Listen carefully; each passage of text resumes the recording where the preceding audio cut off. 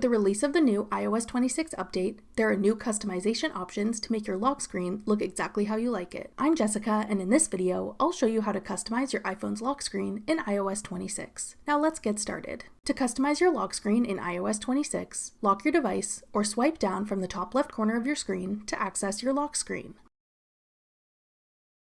Hold down the empty space in the middle of your lock screen. Then tap Customize at the bottom to make changes to your existing lock screen, or tap the plus sign to start designing a new one. The customization interface will look pretty familiar, but there are a few new features that make the iOS 26 version unique. You can move your widget bar to be at the top or the bottom. Previously, they could only be at the top. You can also drag the bottom right corner of the time display window to make the time appear larger or smaller. You can still tap the time display to customize the font, boldness, and color.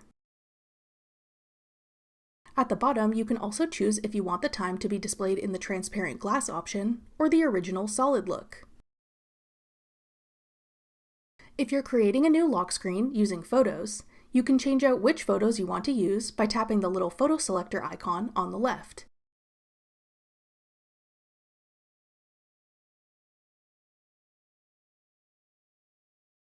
You can hit Tap to Preview to see what all of your featured photos will look like.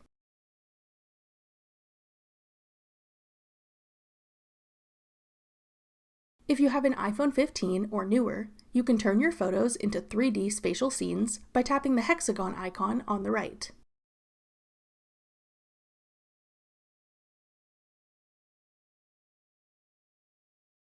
If you tap the three dots, you can turn depth effect on or off, and select photo shuffle frequency to be daily, hourly, upon locking your phone, or when you tap your screen.